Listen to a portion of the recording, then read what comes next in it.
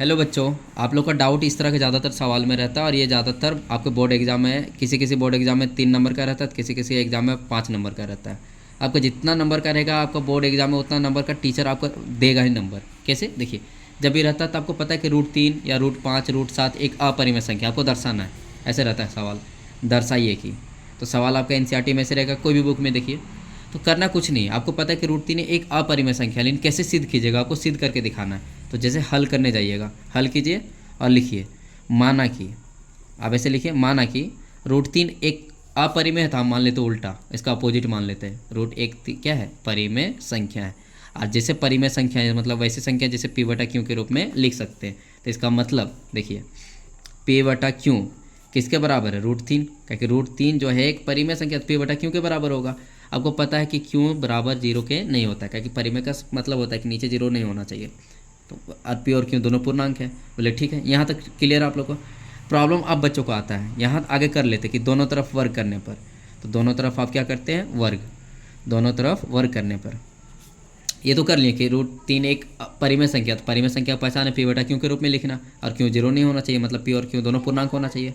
तो दोनों तरफ वर्ग करने पर आप दोनों तरफ वर्ग करते हैं तो p/q का वर्ग किए और √3 का वर्ग किए, है ना, दोनों तरफ वर्ग किए। तो आपको पता है इसका वर्ग करेंगे तो p का स्क्वायर हो जाएगा और इसका वर्ग करेंगे तो q का स्क्वायर हो जाएगा, और √3 का वर्ग करेंगे तो √3 खाली रूट हट जाएगा, क्योंकि किसी भी रूट का स्क्वायर करते रूट हट जाता है।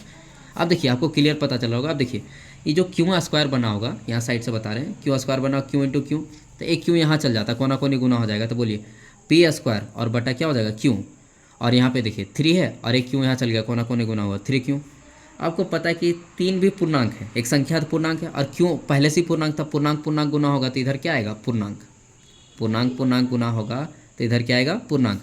और देखिए जब भी बटा में कोई भी संख्या होता है तो उसको हम लोग क्या बोलते हैं? भिन्न। अब अपने भाषा में बोलते हैं ना कि भिन्न है, बटा में अंश और हर के रूप में लिखाएगा तो भिन्न है। तो आपको पता है कि कभी भी भिन्न पूर्णांक के बराबर नहीं हो सकता है। कोई भी भिन्न 1/3 एक भिन्न ही है, बोलो पूर्णांक हो सकता है? नहीं हो सकता। इसका मतलब भिन्न पूर्णांक के बराबर हो ही नहीं सकता। तो ये बोले संभव है कि असंभव है? तो बोलिए असंभव है। असंभव मतलब इम्पॉसिबल हो ही नहीं सकता। तो इसका मतलब क्या कंक्लूजन निकलता है? कंक्लूजन यही निकल रहा है कि अतः, सीधा लिखेंगे, अतः हमारी मान्यता क्या है? गलत है। अतः हमारी मान्यता जो हम माने हैं, हमारी मान्यता क्या है? गलत है। मान्यता, अतः हमारी मान्यता गलत है। अतः हमारी मान्यता क्या है? गलत है। तो इससे क्या कंक्लूजन, तो लास्ट में लिख देंगे √3 हमारी मान्यता जब गलत है कि √3 परिमेय है ही नहीं, तो इसका मतलब मान्यता गलत जहाँ हुआ था √3 एक कैसा हो जाएगा? √3 एक परिमेय संख्या है। √3 एक कैसा संख्या है? परिमेय संख्या है।